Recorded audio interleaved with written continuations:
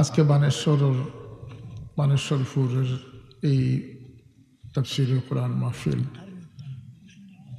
অত্যন্ত গুরুত্বপূর্ণ। যারা আয়োজন করছেন আল্লাহ সবরে দুনিয়া আখিরাতের কামিয়াবি নসিব ফরমাক। আমরা মাহফিলে আসি সময় কাটানোর জন্য নয়, বিনোদনের জন্য নয়। আমরা মাহফিলে আসি শিক্ষার জন্য। আল্লাহ আমাদেরকে বলার, শোনার এবং সেটার থেকে শিক্ষা গ্রহণের তৌফিক দান করুন। আমি মুখতাসরে আয়াত শরীফ তিলাওয়াত করছি।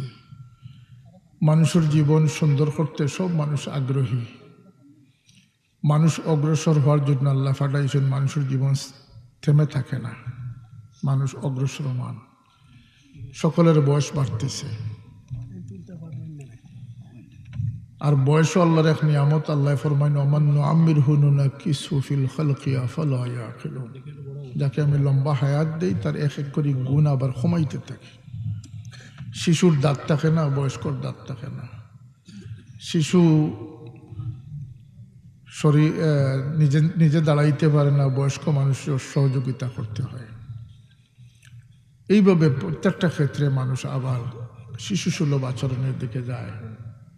এখানে এটা একটা সিগনাল, আফালা ইয়াকিলুন, যাতে সে অনুধাবন বুঝতে পারে, আকলমন্দ হইতে পারে যে আমার যাবার সময় হয়ে যাচ্ছে। এর প্রেক্ষিতে মানুষের কোশিশ থাকে যে মানুষ সৌন্দর্যের দিকে আগাবে, মানুষ আল্লাহর দিকে আগাবে। অনেকের নিয়ত আছে, কিন্তু মানুষ জানে না যে আমার কোন জায়গায় প্রতিবন্ধকতা আছে। এই আয়াতে করিমা আল্লাহ পাক আপনাদের সতর্ক করতেছেন যে আমরা যেটা মনে করি যে মানুষের বাহ্যিক চাকচিক্য দিয়া, পোশাক আশাক দিয়ে সৌন্দর্য, এটা হইল জাহিরি সৌন্দর্য। আর মানুষের আরেকটা সৌন্দর্য লুকায়িত আছে, সেটা হচ্ছে বাতিনি সৌন্দর্য। আবার মানুষের জাহিরি কিছু গুণা রয়েছে, মানুষের কিছু বাতিনি গুণা রয়েছে। জাহিরি কিছু অসুস্থতা রয়েছে, বাতিনি কিছু অসুস্থতা রয়েছে। আমরা মনে করি যে আমি হসপিটাল গিয়ে এখন রিলিজ নিয়ে আসছি, আমি পরিপূর্ণ সুস্থ। আমার ডাক্তার পরীক্ষা নিরীক্ষা করি, বলছে যে আমার heart, kidney everything okay, liver okay, খুব খুশি।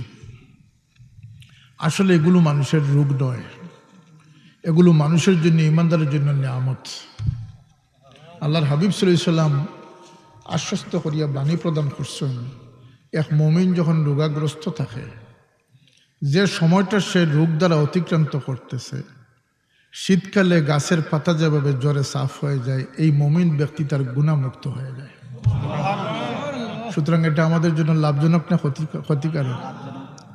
যদি এই রোগে কোনো মানুষ মারা যায়, ডায়রিয়া, কলেরা আক্রান্ত হয়ে মারা যায়, আগুনে পড়ে মারা যায়, অ্যাক্সিডেন্ট করে মারা যায়, পানিতে পড়ে মারা যায়, করোনাকালীন সময়ে মারা যায়, ক্যান্সার রোগে আক্রান্ত হয়ে মারা যায়, এই মারাটা বাহ্যত বড়, দৃশ্যত বড় কঠিন মৃত্যু। কিন্তু আল্লাহর হাবিব সুসংবাদ দিয়েছেন যে আল্লাহ মুমিনদেরকে এই মৃত্যুর মাধ্যমে শাহাদতি দরজা দান করেন।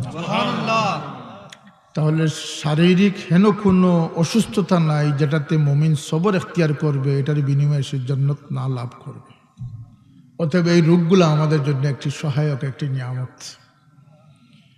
উপরন্তু আমাদের জানার বাইরে, আমাদের অ্যাসেসমেন্টের বাইরে, আমাদের চিন্তার বাইরে কিছু রোগ আমাদের শরীরে রয়েছে। আর সেই রোগটি হচ্ছে অন্তরের রোগ। সেই রোগটি হচ্ছে অন্তরের রোগ। সেই রোগগুলোর একটিও আমাদেরকে জান্নাতে পৌঁছাবে না, প্রতিটি রোগ আমাদেরকে জাহান্নামে পৌঁছাবে।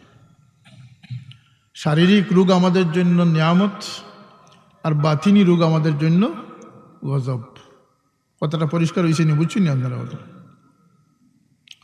এমনিভাবে আল্লাহর এই যে কোরআনে পাকের আয়াত যেটা, যে ওয়াজারু যাহিরাল ইসমি ওয়া বাতিনা,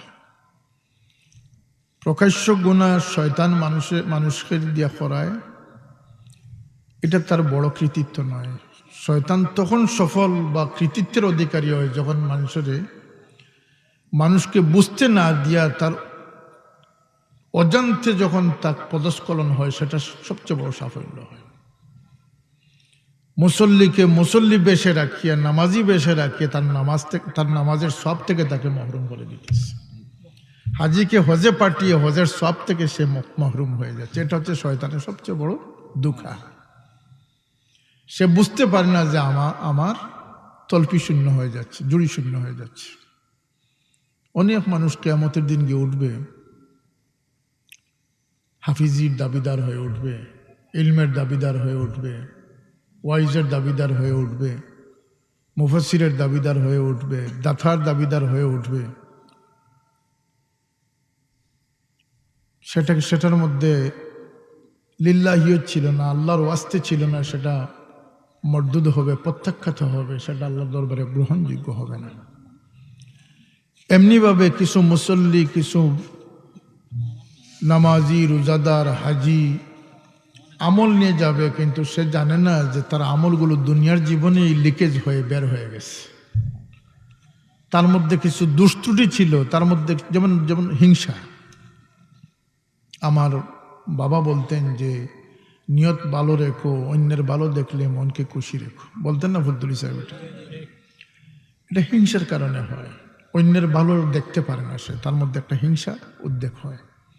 এই হিংসা মানুষকে এমনভাবে ধ্বংস করে। আল্লাহ নবী বলতেছেন যে তার সঞ্চিত আমলকে এমনভাবে অজান্তে ধ্বংস করে, যেভাবে আগুনের মধ্যে লাকড়িকে পুড়িয়ে আগুন ছাই বানিয়ে ফেলে, তার হিংসা তার আমলকে এইভাবে বর্ষ করে ফেলে। নাউজুবিল্লাহ।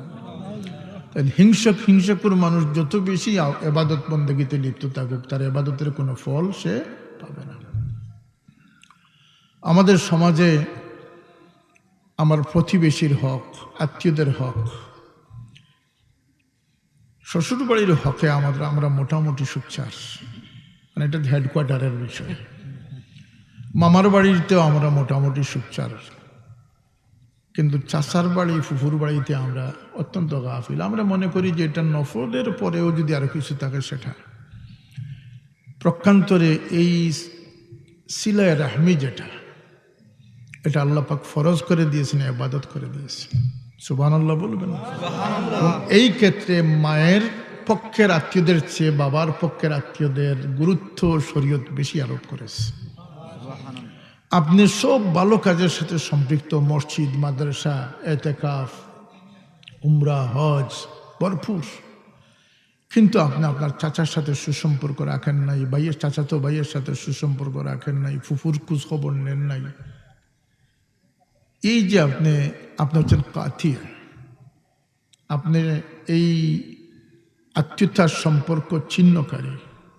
আপনি যত বড় ইবাদত নিয়ে যান, আল্লাহর নবী আগেই বলে দিয়েছেন, লা ইয়াদখুলুল জান্নাতা কাতি'। আমলের জন্য এই মানুষ জান্নাত পাওয়ার অধিকারী হবে না, কারণ সে আত্মীয়তার সম্পর্ক ছিন্ন দুনিয়া করেছে, তার জন্য নো এন্ট্রি সাইনবোর্ড জান্নাতের মধ্যে লেগে গেছে। অতএব এই যে কিছু খুঁটিনাটি বিষয়, যেগুলো মানুষের অধিকার, আত্মীয়ের অধিকার, স্ত্রীর অধিকার, সন্তানের অধিকার, সমাজের অধিকার, এগুলো আমরা তোয়াক্কায় সাধারণত আনি না। আর যখনই আনি বোঝা যায় যে ইলেকশনে আসতেছেন। যখনই আমরা এগুলো একটু আনি বোঝা যায় যে তিনি ইলেকশনে আসতেছেন। না, এটা আল্লাহর ওয়াস্তে করতে হবে। আল্লাহ বলতেছেন যে তোমরা বাহিরের গুনাহ থেকে যেভাবে আত্মরক্ষা করার চেষ্টা করো, তোমরা তোমাদের বাতিনের গুনাহ থেকে তোমরা বেঁচে থাকো। কারণ বাতিনের গুনাহ যেটি, একজন চোর চুরি করেছে, সে 1 ঘন্টা একটা কবিরা গুনাহ করেছে। সে তার মুখ দিয়ে মানুষকে কষ্ট দিয়েছে, গালিগালাজ করেছে, বা কুটনামি করেছে, গীবত করেছে, কবিরা গুনাহ। কিন্তু সেটা ফর দ্য টাইম বিং, একটা নির্দিষ্ট সময়ের মধ্যে সে করেছে। এই কবিরা গুনাহটা নির্দিষ্ট সময়ের মধ্যে করেছে। কিন্তু যখন একজন মানুষ লিপসুক হয়ে সে লিপসা মন নিয়ে বসবে, এই রোগটা তাকে 24 ঘন্টা তার অন্তরের মধ্যে ঘুরপাক খাচ্ছে। অনুভূতিতে আসুক বা না আসুক, তার অন্তরটা কিন্তু লিপসায় ভরপুর, তার অন্তরটা হিংসায় ভরপুর, তার অন্তরটা দুশ্মনীতে ভরপুর। এই ব্যক্তিটি 24 ঘন্টা আল্লাহর সবচেয়ে নারাজির কবিরা গুনায় লিপ্ত রয়েছে। নাউজুবিল্লাহ। তাহলে ওই বাহ্যিক কবিরা গুনাহ সময় সাপেক্ষ কবিরা গুনাহটা বড় হলো না 24 ঘন্টার কবিরা গুনাহটা বড় হলো? অতএব قد أفلح من زكاها وقد خاب من دساها। আল্লাহ কসমের পর কসম দিয়ে বলেছেন যে সাবধান, তোমাদের সাফল্য হচ্ছে তোমাদের অন্তরকে পরিষ্কার করা, আর তোমাদের ব্যর্থতা হচ্ছে তোমাদের অন্তরকে জঞ্জালযুক্ত করা। অতএব মানুষের সাফল্য কোন দিকে? আমরা মনে করি বাড়ি হয়ে গেছে, চাকরি হয়ে গেছে, ভিসা হয়ে গেছে, পাসপোর্ট হয়ে গেছে, এটার নাম সাফল্য নয়। শুনেন, বসেন, কথাগুলো মনোযোগ দিয়ে শুনেন, শোনার পরে সেটাকে ধারণ করার তৌফিক আল্লাহ পাক দান করুন, যেন আমরা বদলাতে হবে, আমরা যেন বদলাতে পারি। এই সমাজে সবচেয়ে বড় অভাব মানবতার, আদবের। বেয়াদবি আজকে আর বাহিরে নয়, বেয়াদবি মা বাবার সাথে চলে গেছে। সমাজের বেয়াদবি তো মানুষ ওভারলুকিং করতেছে, কিন্তু মা বাবার অন্তর ওভারলুকিং করার শক্তি রাখে না। আল্লাহ নবী আগেই বলে দিয়েছেন, ওয়াক্কা উম্মাহু ওয়াদনা সাদিকাহু ওয়াকসা আবা। মা বাবার কে দুঃখ দেওয়া, পুর্জি করা, টুকরো টুকরা করা মা বাবার অন্তরকে, এটা কিয়ামতের একটি নিদর্শন। বাবাকে পাশ কেটে চলা, বন্ধুকে গুরুত্ব দেওয়া। আমাদের সমাজে অধিকাংশ মানুষ আত্মীয়তার সম্পর্ককে ছিন্ন করে দূরবর্তী বন্ধুকে কাছে টেনে আনতেছে। এটা হেদায়েত নয়। আমাদের কোন জায়গায় অভাব? শিক্ষার অভাব, জানার অভাব। আমরা মনে করি যে আমাদের জীবন মুসলমানই হয়ে গেছে। বহু সংখ্যক গুণাবলীর সমন্বয়ে যে জীবন গঠিত হয় সেটি হচ্ছে ইমানি জিন্দেগি, ইসলামী জিন্দেগি। এই জিন্দেগির জন্য মানুষের প্রস্তুতি এবং সতর্কতার খুবই প্রয়োজন। নামাজ, রোজা এগুলো হচ্ছে ইবাদত, এগুলো ইসলামের অংশ। অন্তরকে পরিশুদ্ধ করা, উদার করা, মানুষকে ভালোবাসা, মানুষের সহযোগিতায় এগিয়ে যাওয়া, এগুলো হচ্ছে অন্তরের বিষয়। স্বীকৃতি, মহব্বত, এগুলো ইমানের অংশ। ইমান ছোটোখাটো বিষয় নয়, ইমান অত্যন্ত শক্তিশালী বিষয়। আমরা জানি না যে আমাদেরকে আল্লাহ সবচেয়ে বড় নিয়ামত কি দিয়েছেন, দৌলত কি দিয়েছেন? ইমান দিয়েছেন। আমাদের ওজন কতটুকু বলতে, আমাদের ভিতরে যে কলমা রয়েছে, লা ইলাহা ইল্লাল্লাহু মুহাম্মাদুর রাসূলুল্লাহ, আল্লাহ নবী বলতেছেন যে এক টুকরা ছোট কাগজে এই কলমা লিখে যদি এক পাল্লায় রাখা হয়, তার আগে সারা পৃথিবীর খাজানা যদি এক পাল্লায় রাখা হয়, তাহলে এই ছোট্ট কাগজ টুকরার ওজন এত বেশি হবে যে সামঞ্জস্যপূর্ণ হবে না। এটা বলতেছেন রাখা মাত্র সারা দুনিয়াকে বাতাসে উড়িয়ে দেবে। সুবহানাল্লাহ। একজন ইমানদারের ওজন কত হতে পারে? তাই আমরা যাতে ইমান, এই দৌলতকে আমরা পাহাড়দারির মাধ্যমে নিয়ে কবরে যেতে পারি, সেই নিরাপত্তার প্রয়োজন আমাদের আছে না নাই? এই জন্য আমরা কোরআন শিখব, হাদিস শিখব। আল্লাহ আমাদেরকে সেই হেদায়েত নসিব করুন। আমরা যারা জানি না, কুল হাল ইয়াস্তাউইল্লাযীনা ইয়ালামুনা ওয়াল্লাযীনা লা ইয়ালামুন, সমান নয় যারা জানে এবং যারা জানে না। বলে দেন হে নবী, ফাসআলু আহলায যিকরি ইন কুনতুম লা তা'লামুন, যখন তুমি কিছু জানো না, তুমি সেটা জাননেওয়ালার নিকট জিজ্ঞেস করো। এজন্য মাহফিল কায়েম করবেন। একজনকে আনলাম, 1 ঘন্টা তিনি তামসা করলেন আর আমরা খুব আনন্দ লাভ করলাম, এটা তো বিনোদন, এটা সার্কাস। কথা বুঝে এসেছে? বানেশ্বরবাসী, গুজারিশ হচ্ছে নামাজ ছাড়বেন না, মা বাবাকে দুঃখ দিবেন না, হালাল ব্যতীত হারাম খাবেন না, বড় ছোট ভেদাভেদ শরীয়তের নির্দেশ, আত্মীয়তার সম্পর্ক ফরজ, গাইডলাইন নির্দেশনা গ্রহণ করুন, সেই অনুযায়ী জীবনকে পরিবর্তন করা আমাদের প্রয়োজন। আল্লাহ এই সমাজ থেকে সমস্ত অন্যায় অবিচারকে দূর করে দিন, আমাদেরকে হেদায়েত নসিব করুন। ওয়া আখিরু দাওয়ানা আলহামদুলিল্লাহি রাব্বিল আলামিন। সাল্লাল্লাহু আলা সৈয়দিনা ও মৌলানা মুহাম্মদ ওয়া আলা আলিহি ওয়া দুরূদ শরীফ পড়েন। সাল্লাল্লাহু আলা সৈয়দিনা ও মৌলানা মুহাম্মদ ওয়া আলা আলিহি ওয়া আসহাবিহি ওয়া সাল্লাম। আপনি করবেন। আলহামদুলিল্লাহি রাব্বিল আলামিন ওয়া সলাতু ওয়া সালামু আলা সাইয়্যিদিল মুরসালিন وعلى آله وأصحابه وأهل بيته أجمعين نسألك يا الله مسألة المسكين আয় আল্লাহ আমরা এই তোমার কোরআনে পাকের এই মাহফিল আমরা মিসকিন হল বিকার হাত বাড়াইছি মাওলা এই মাহফিল থেকে আমরা কোনো সাইল বিকারীর খালিয়াতে বিদায় করি। আল্লাহ জানিয়া অজানিয়া আমরা জিন্দগি ভুল ভ্রান্তিতে ভরপুর হয়ে গেছে মাওলা, আমরা রে তোমার দয়া দিয়ে অন্ধকার থেকে আলোর জগতে পৌঁছে। ইয়া আল্লাহ কোনো মখলুকরে আমরা রে দিয়ে কষ্ট দেওয়াইও না মাওলা, আমরা উপরে কেউ বর্জন করুক ইয়া আল্লাহ এটার থেকে আমরা রে হেফাজত ফরমাও। অন্যের উপরে আমরা বর্জন করি আল্লাহ এটার থেকে আমরা রে হেফাজত ফরমাও। ইয়া আল্লাহ আমরা রে সঠিক দিশা দাও, হেদায়ত নসিব করি দাও, ঘরে বারে শান্তি দাও, থনে মনে শান্তি দাও, ইমানে আমানে রাখিও। দেশ বিদেশের বহুত ভাই আপনার দোয়া চাইছে ইয়া আল্লাহ, ইয়া আতরাফের মর্দেগান হলরে মাফ করি দাও, ইয়া আতরাফের মমিন মমিনাত কবরবাসী হলরে মাফ করি দাও। আল্লাহ যারা জিন্দা আছি আমরা রে দিনই খেদমত শামিল থাকিয়া হেদায়ত নসিব করি দাও। আল্লাহ আজকের মাহফিলের সাহায্যকার হলরে সাহায্য ফরমাও, খাস করে যুবক ভাই হলরে আল্লাহ হেদায়তের চিরাগ বানাই দাও।